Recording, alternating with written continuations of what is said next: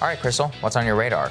Well, there were a lot of big updates over the weekend on the coronavirus front. In particular, the state of Florida notched a new grim record. They recorded more than 15,000 new coronavirus cases in a single day. That is the most ever by one state on one day since the beginning of the pandemic. So New York, when it was at its absolute worst, never saw that many new cases recorded on a single day. Now, in fairness, part of that is because testing has ramped up. They administered a record number of tests on that same day. But it is absolutely clear that the virus is raging out of control across that state. Now, Orange County, home to Disney World, has been among the harder hit counties with 1,371 of those newly reported cases on one day. Sounds like a great time to reopen the self-appointed happiest place on earth. The world-renowned theme park reopened to visitors on Saturday with a host of new COVID safety precautions. The reopening was announced with a video posted to social media. Here's a portion of that original video. Welcome home. Welcome home. Welcome home. Welcome home.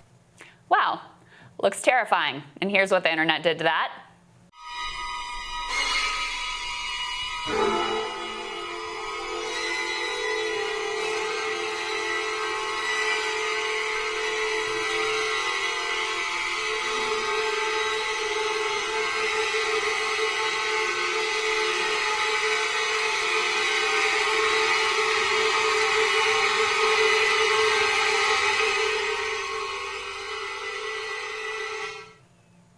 I'll be having nightmares now. Now, you can't really blame Disney World for trying to get back to raking in that sweet infected cash, however, given that America's literally built around soulless profit zombies. Plus, the government has utterly abdicated its responsibility to govern. This, too, hardly comes out of nowhere, but rather is the predictable result of decades of anti-government rhetoric from the right, combined with a new neoliberal worldview that simultaneously buys into a bunch of that free market worship and also has a fundamental cowardice around making decisions and wielding power. But guess what, guys? Donald Trump did finally wear a mask over the weekend, so I'm sure our salvation is nearly at hand. There's something else that you might remember about Florida, though. No, not that one. Yeah, actually, I remember that too, but not what I'm thinking of here. Getting warmer. This is a political show, but still, no. Here we go. We've got Tim gets his board out. Florida. There is an election coming this fall, and at the moment, the states which are getting hammered by coronavirus happen to be rather critical. Florida, chief among them. New poll of the Sunbelt battleground states of Arizona, Florida, and Texas tells the tale. Now, first, let's consider how bad things are that states like Arizona and Texas are being seen as true swing states. Before recently, even Florida had seemed like pretty tough sledding for Democrats.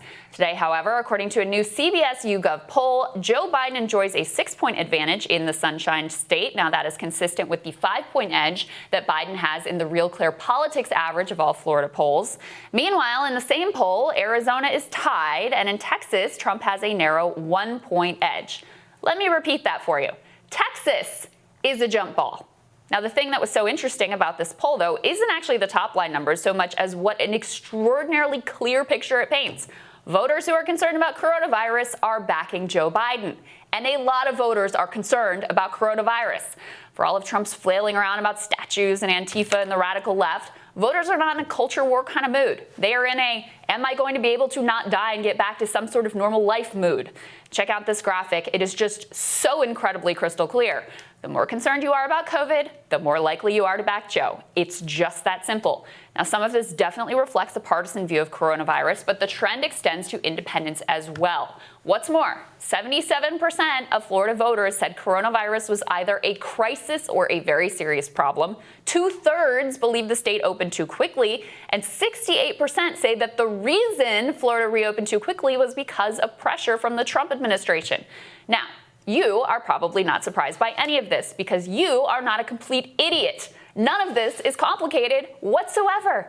The nation is in a crisis. Now, people don't expect Trump to magically fix it. They just want you to at least seem like you care about it, like you're attending to it, like you're focused on the issue at hand, not a bunch of extraneous conspiracy theories and nonsense. Now, one potential area of opportunity for the president is the economy, where he does still get decent marks. God knows why at this point. Trump backers are overwhelmingly more likely to say that they're voting based on the economy. But it's not like he and his team have even done a good job on the economic messaging. And of course, as we've detailed here, the actual economic response to COVID has been an utter disaster. Joe Biden has managed to out-populist him on economics in a smart page that's straight out of the Karl Rove Attack Their Strengths playbook. Anyway, till you get the pandemic under control, there is no real economic recovery. Now, these electoral analyses always come with a bunch of caveats, as they should. Things could change quickly, as they have in the past. But I would suggest that actually, on the current trajectory, with a dismissive, head firmly in the sand pandemic response and outrageously stupid moves like threatening the funding of local school systems, would have Trump falling even farther behind than he is today. Looking on with ambivalence in action as corporate America recklessly reopens to goose their profit margins is leading us and your re-election chances to the slaughter. That was the thing that was so remarkable to me about this poll, Sagar, is it was just completely clear. There is one issue that this election is turning on. All of your, your statue stuff and your speeches and whatever you're trying to do, there is one issue.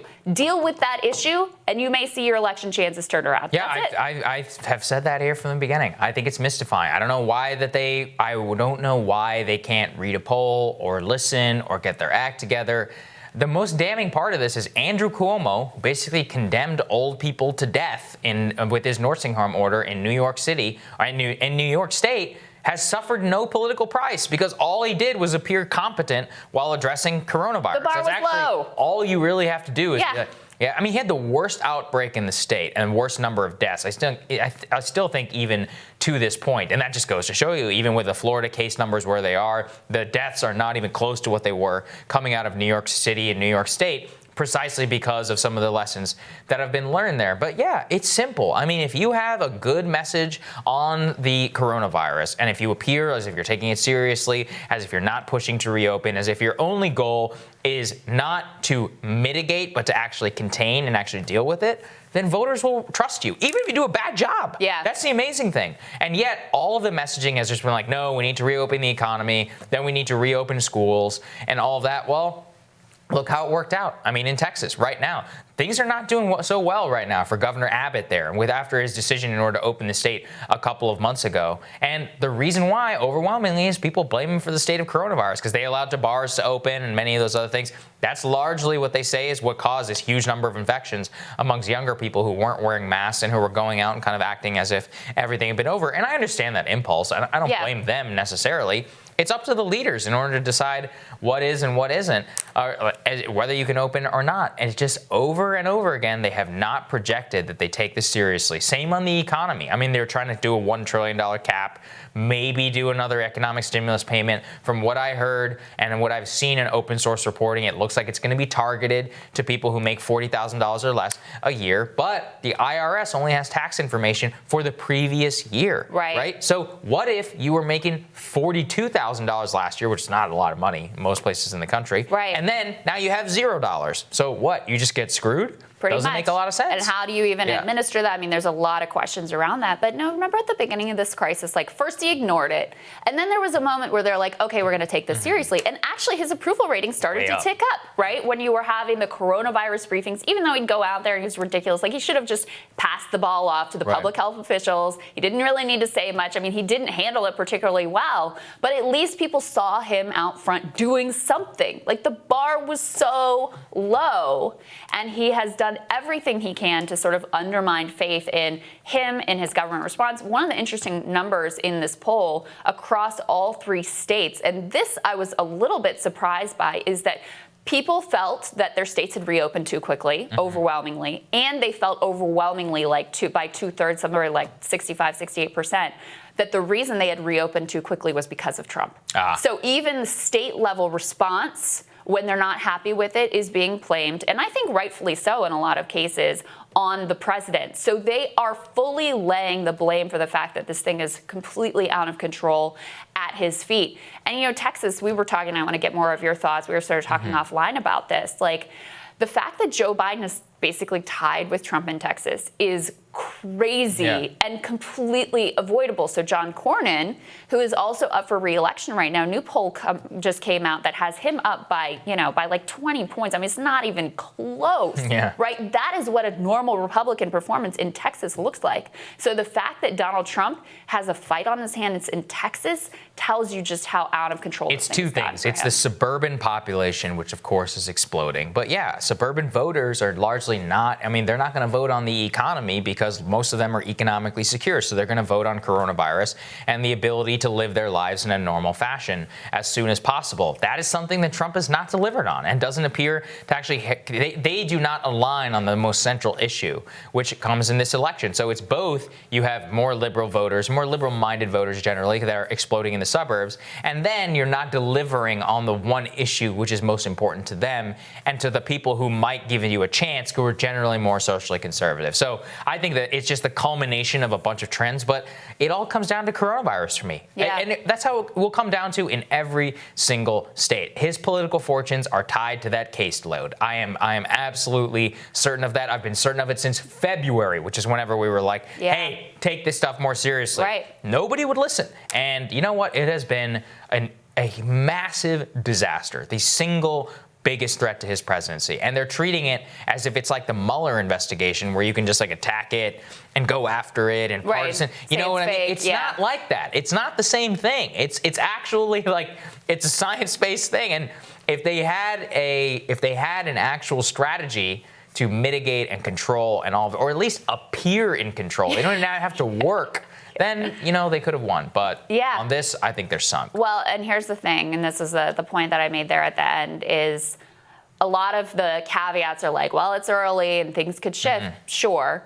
Things could also continue to shift against him. Yeah. If the cases continue to climb, deaths are now climbing again. If there's like another surge in the fall, and we're going to talk about this later in the show, the idea of defunding schools is political suicide. Yeah. Put aside the moral, like political suicide. Go talk to West Virginia and Kentucky and the other red states that saw teacher-based uprisings that sent Matt Bevin out of office. In Kentucky, like if you want to make things even worse for yourself, please proceed with that plan. So on every metric, they just continue to move in the wrong direction, and things could actually get worse to the point where they really do lose Texas. Yeah, I mean, don't forget, Ron DeSantis was one of the most popular Republican governors in the country. At one point, one of the most popular governors in the country. He was, yeah. Before all of this. You know why? He tried to raise teacher pay. There's a reason for that. There you go. Yeah. All right, Sagar, looking forward to your radar. That's next.